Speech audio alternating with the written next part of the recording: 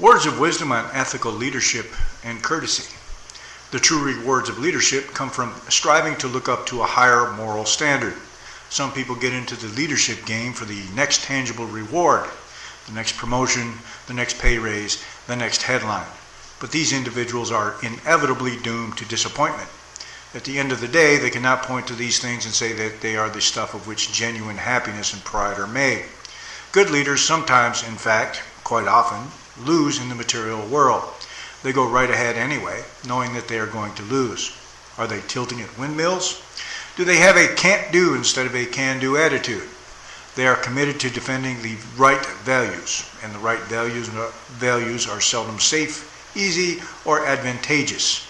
H. Norman Schwarzkopf, U.S. Army, retired.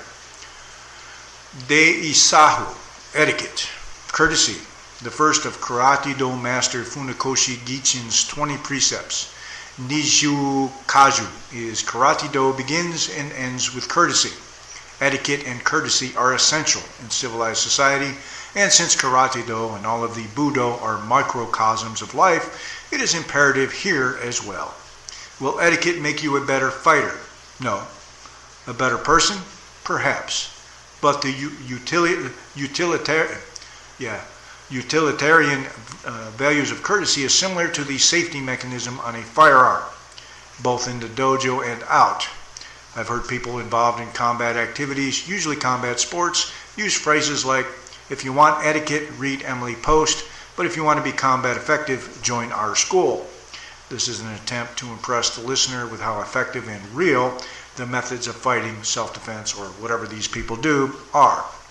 To these statements I say, if you want to be more combat effective, buy a gun. The word martial comes from military, and who has more to do with the realities of combat than military entities, even down to home guards and militias. Globally, throughout history, etiquette and courtesy have been an integral part of their structure and efficacy in training, and in actual life and death battle. We need only examine morality such as chain of command, code of conduct, etc., to see the necessity for etiquette and martial constructs as in daily life. A note on Aiki. Aiki is actually a principle, the principle of breaking the opponent's spirit or will to fight. In 1941, the Dai Nippon Buto Kukai, Great Martial Virtue Association, determined that Aiki was a part of all martial disciplines. The kanji characters used to write kai, uniting intrinsic energy, determined Aiki are the same, only reversed. Kai happens within yourself. Aiki is bringing your ki to bear on others. Common examples of Aiki in daily life may be found in command presence, the air and bearing of power and authority as seen in the military and paramilitary groups such as law enforcement agencies, parents with their children, and the teacher and or senior with a pupil and or junior.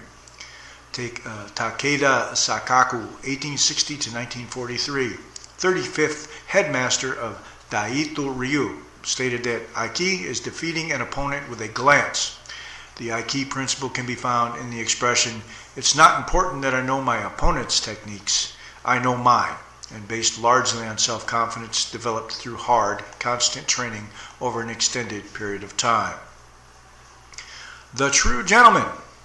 The true gentleman is the man whose conduct proceeds from goodwill and an acute sense of propriety, and whose self-control is equal to all emergencies, who does not make the poor man conscious of his inferiority or deformity, who is himself humbled if necessity compels him to humble another, who does not flatter wealth, cringe before power, or boast of his own possessions or achievements, who speaks with frankness but also with sincerity and sympathy, whose deed follows his word, who thinks of the rights and feelings of others rather than his own, and who appears well in any company, a man with whom honor is sacred and virtue safe. John Walter Wayland. Lost virtues. Remember, don't be a wolf. You might need a sheepdog. And if you're a sheep, make the sheepdog your friend. Or better yet, become a sheepdog.